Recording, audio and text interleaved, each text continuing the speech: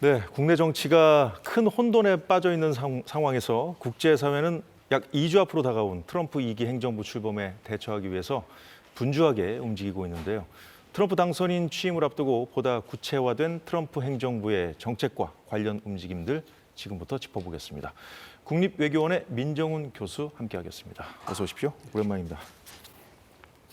자, 일단 구체적인 내용은 저희가 잠시 뒤에 보겠지만 그 트럼프 당선인의 최근 행보를 일단 어떻게 좀 보고 계신지부터 좀 말씀해 주시죠. 거침없는 광폭 행보를 보이고 있다고 볼 수 있겠죠. 당선된 다음 날부터 이제 내각 인선을 해서 그 십몇칠 만에 내각 인선, 장관급 인선을 다 끝내버렸어요. 예. 그것은 1기에 비해서 2기 트럼프 행정부가 인적 풀이라든지 여러 가지 준비에 있어서 굉장히 준비가 잘 돼 있다는 걸 보여주는 것이고 그리고 그러한 준비를 바탕으로 해서 주요 정책을 국내 문제뿐만 아니라 대외 정책, 대외 문제 관련돼서도 굉장히 광폭적인 행보를 보여주고 있거든요. 예. 그것 때문에 잘 아시는 것처럼 이제 그 덴마크령, 그린란드라든지 이제 파나무나라든지 캐나다라든지 멕시코라든지 여러 가지 이제 그 국제 문제에서 언급을 해가지고 전 세계를 완전히 좀 뒤집어 놓고 있거든요. 그렇기 때문에 트럼프 2기 행정부에서도 미국의 이익을 노골적으로 추구하는 그러한 대외 정책이 추진될 거다 이렇게 예상하고 있습니다. 네, 취임 전부터 전 세계를 뒤집어 놓고 있다고 말씀하셨는데 거침이 없죠. 트럼프 당선인이 내세웠던 공약들을 한데 묶은 이른바 그 메가 마가로 불리는 이 법안이 추진될 거라는 보도도 나왔습니다. 마이크 존스 하원 의장의 발언 잠시 듣고 이어가 보도록 하겠습니다. I think at the end of the day, President Trump is going to prefer, as he likes to say, one big, beautiful bill. And there's a lot of merit to that because we can put it all together, one big up or down vote, which can save the country, quite literally, because there are so many elements to it.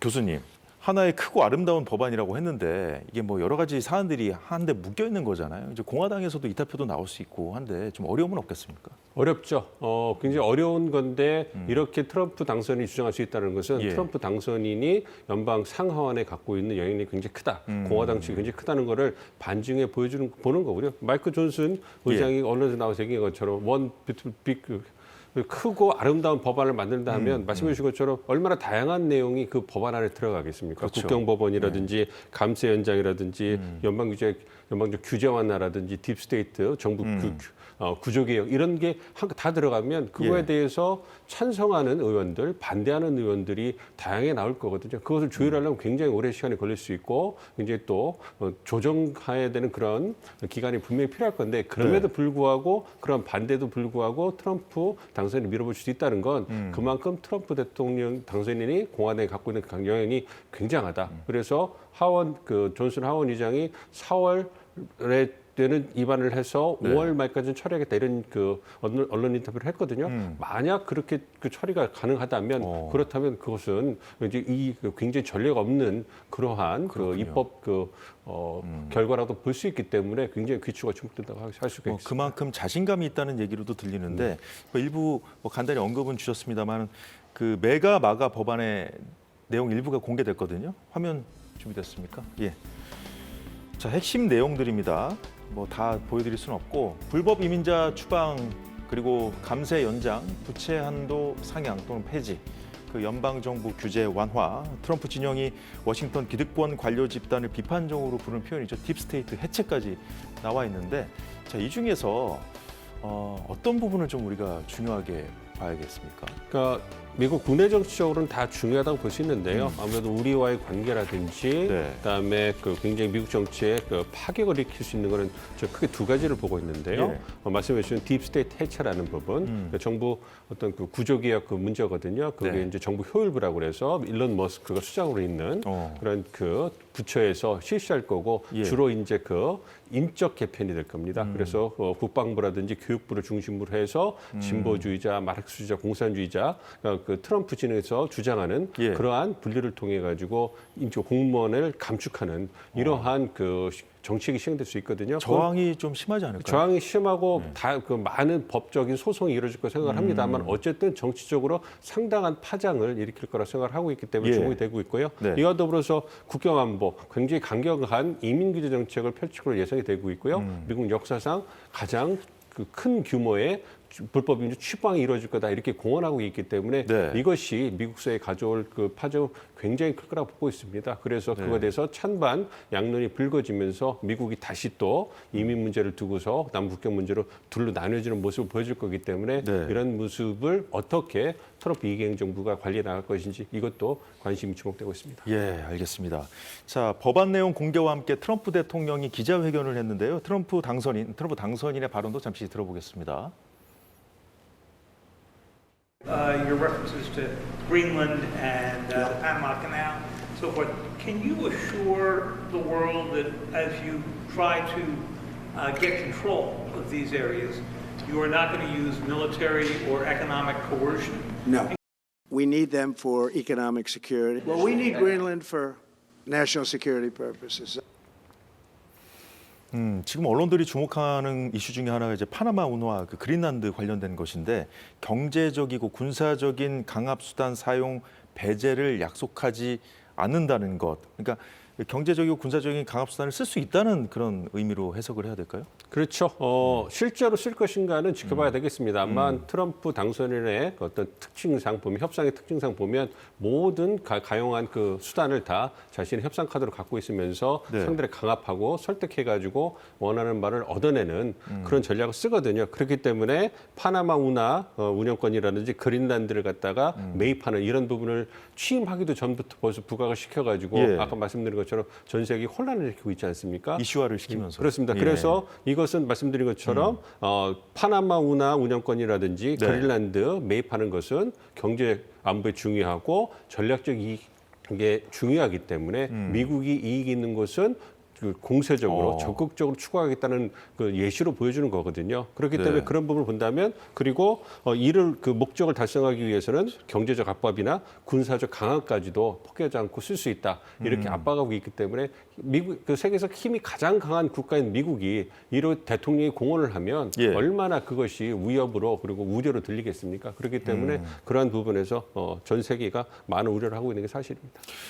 기자회견 내용 중에서 나토 회원국들에 대해서 국내 총생산 5%의 국방비, 총생산의 5%를 국방비로 지출하도록 하겠다는 얘기도 했어요. 그러니까 동맹국들로 하여금 확실하게 좀 받을 건 받겠다. 좀 확실하게 미국 편에 서라. 이런 압박도 좀 하겠다는 그런 취지로 들리는데요. 그렇죠. 트럼프 당선인이 지속적으로 대해서는 거래 네. 중심 동맹간이니까 동맹 국가들을 비용 편의적인 측면에서 이제 취급하겠다는 건데요. 이 그 말씀해 주신 것처럼 국내 GDP 총생산 5%로 국방비 지출해야 된다 이 얘기를 하고 있는데 이 퍼센테이지가 계속 올라가는 거예요. 2010년에 2%를 맞춰라. 그리고 이제 4년 후에는 3%. 이제 최근에 보니까 이제 5%까지 올라갔거든요. 그걸 본다면 사실상 지속적으로 미국의 방위를 원한다면 그 동맹이나 파트너 국가들이 보다 더 많은 기여와 역할을 해야 되고 그 기준은 너네들이 그 선정하는 게 아니라 자신이 선정하는 거고 그거는 언제나 예상보다 높게 책정될 거기 때문에 예상보다 많은 기여를 해야 된다. 이걸 압박을 하고 있기 때문에 그러한 부분에서 나토 동맹들의 고민이 트럼프 이행정 출범원들에서 굉장히 현실화될 것으로 생각을 하고 있습니다. 지금 말 자체를 협상 카드로 쓰기 때문에 좀 어느 정도로 할지는 좀 취임 이후에 좀 두고 봐야겠군요. 트리도 총리, 캐나다의 트리도 총리가 사임하지 않았습니까? 이 부분은 어떻게 보십니까? 굉장히 좀 안타까운 부분이 네. 있죠. 물론 국내 정치적으로 굉장히 어려운 상황에 처했던 건 사실입니다. 트리도 총리가 한 9년 넘게 총리직을 수행을 하면서 예. 굉장히 인기가 많고 젊은 정치인으로서 굉장히 그 총리직을 오래 수행을 해왔는데요. 예. 그렇지만 고물가라든지 이민정책 실패로 인해 가지고 코로나19 국면과 맞닥뜨리면서 캐나다가 국내적으로 굉장히 어려웠어요. 경제도 어려웠고. 지지 기반이 많이 약해진 상태였죠. 그렇습니다. 그래서 굉장히 어려운 상황이었고 그런 상황에 말씀해 주신 것처럼 이제 트럼프 잘 알려진 것처럼 예. 트럼프 당선인이 캐나다를 51번째 미국이 주로 편입시키는 게 어떻겠느냐. 특히 이제 그 트럼프 당선인이 이제 그 무역수지 적자라든지 불법 이민 문제, 그다음에 마약 유입 문제로 이래 가지고 캐나다와 멕시코와 더불어서 25%의 고율의 관세를 부과하겠다고 엄포를 놨지 않습니까? 그런데 그것을 이제 무마시키려고 트루도 총리가 이제 말하라고 그 플로리다 날아가서 그 트럼프 당선을 만나는데 그렇죠. 거기에서 예. 굴욕적인 얘기를 들으면서 제대로 된 대응을 못했다. 이런 그 국내적 비판이 캐나다에서 일면서 궁극적으로는 그 사임을 하게 되는 그런 상황까지 몰렸거든요. 그렇기 때문에 이런 부분을 본다면 예. 어떤 그 미국의 최고 정책 결정자가 한마디 하고 움직이는 것이 얼마나 다른 국가들에게 치명적인 영향을 줄 수 있는지 잘 보여준다고 생각하고 있습니다. 지금의 화면에서 나오는 것처럼 트리도 총리가 사임 의사를 밝힌 뒤에 트럼프 당선인이 SNS에 캐나다까지 이제 미국이다 이런 그 게시물까지 올렸는데 관세 압박이 가장 주요했을까요? 그 사임하기까지. 아무래도 그 말씀해 주신 것처럼 관세 압박이라든지 그 캐나다의 국격을 지키지 못한 그러니까 최고 지도자로서 트럼프 당선인을 만나가지고 굉장히 굴욕적인 모습을 보여줬다고 했잖아요. 그러니까 관세 부분, 그러니까 미국과 캐나다는 그 두 개의 그 독립된 국가긴 하지만 하나의 경제권이라 할 만큼 굉장히 경제 교류가 활발합니다. 그렇기 때문에 서로의 경제적 의존도 굉장히 높은 것은 사실인데요. 그럼에도 불구하고 미국 그 전직 대통령들이 캐나다를 존중하면서 굉장히 중요한 우방으로 이웃 국가로 취급한 게 사실인데 그런 부분들을 지금 트럼프 당선인이 깨고 있는 부분이거든요. 그러니까 예. 관세 부분도 있겠지만 그 경제적 25% 고유로 관세를 매긴다고 해서 캐나다가 무너지는 건 아니거든요. 그런 고려 본다면 캐나다 국민들로 하여금 굉장히 굴욕감을 느끼게 한 것이 결국은 트루도 총리가 사임을 결정하게 된 결정적인 계기가 아닌가 생각하고 있습니다. 그렇군요. 자, 그런데 이런 가운데 트럼프 당선인과 함께 존재감을 과시하는 인물이 있습니다. 이번 대선 기간에 트럼프 당선인의 최측근으로 부상한 일론 머스크인데요. 최근 그 유럽을 향해 특히 이제 영국이나 스페인을 정치인들을 향해서 각국 정상도 그렇고요. 거침이 없더라고요. 머스크. 그렇습니다. 트럼프 당선인의 그 장남인 그 트럼프 주니어와 더불어서 이제 그 트럼프 이경집 실세로 떠오르는 분이 이제 일론 머스크 테슬라 CEO인데요. 좀 지켜보고 있습니다. 과연 이분이 지금 발언하는 것이 자신의 어떤 신념에 기반해 정책 신념에 기반한 그런 독자적인 발언인지 아니면 트럼프 2기 행정부의 예. 정책적 행보를 위해서 어떤 배드캅, 뭔가 선봉적에 서가지고 그 정치적 때리기를 하는 건지 네. 이걸 지켜보고 있는데요. 그러니까 말씀해주신 독일 국가들을 공격하는 것, 독일, 영국, 스페인을 공격하는데 이것이 대체로 극우 정당들이 내세우는 그런 입장을 머스크 CEO가 대변하면서 유럽 정치를 흔들고 있거든요. 근데 아동 성착취 문제라든가 현지 정치인들이 좀 민감하게 반응하는 그런 단순히 뭐 내정 간섭이라고 반발이 좀 어려운 그런 이슈들을 건드리고 있지 않습니까?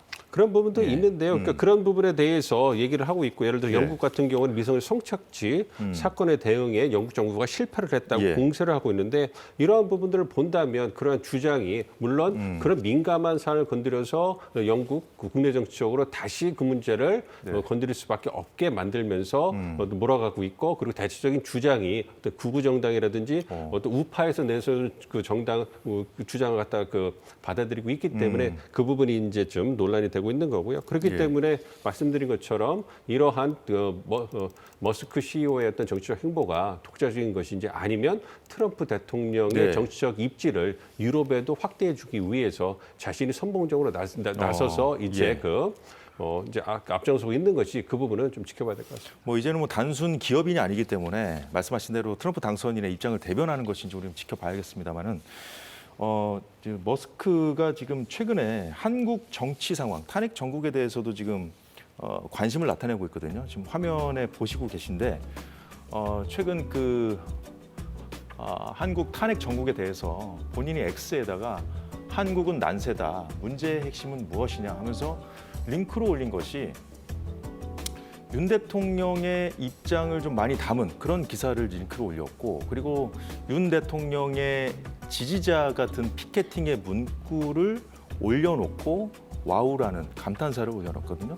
물론 구체적인 입장을 밝히지 않았습니다만 어떤 시선을 갖고 한국의 정치 상황을 보고 있는지 좀 우리가 가늠해 볼 수 있지 않을까요? 어떻게 보십니까? 그러니까 머스크 CEO 입장에서도 한국의 탄핵 정국은 굉장히 전 세계 주목을 받고 있는 사안이기 때문에 관심을 갖고 있다고 생각을 하고 있고요. 예. 말씀해 주신 것처럼 이제 그 시위 현장에서 보여지는 그 피켓들이 뭐 스탑 더 스틸이라든지 예. 파이트 이런 부분은 이거는 이번 대선 기간에 트럼프 후보가 자주 사용했던 그런 지지에 사용했던 그런 구호거든요. 그랬었죠. 그런 측면에서 관심을 갖고 있는 것 같아요. 그리고 시위 현장에서 성조가 등장하기 때문에 그런 부분에도 관심을 갖고 있다고 생각하는데요. 그럼에도 불구하고 말씀해 주신 것처럼 자신의 정치적 견해는 밝히지 있지 않기 때문에 지금 그럼 잘 지켜보고 있다. 그래서 머스크 CEO라든지 트럼프 당선인 층에서도 현재 한국에 진행되고 있는 이런 정치적 혼란 상황에 대해서 관심을 갖고 지켜보고 있다는 것을 간접적으로 보여주는 것이 아닌가 생각하고 있습니다. 예, 마지막으로 한 가지만 좀 여쭤보겠습니다. 트럼프 취임을 앞두고 이제 북한의 좀 움직임도 심상치 않은데 주한 미국 대사를 누구로 지명할 것인지 이런 부분도 지금 얘기가 나오고 있고요.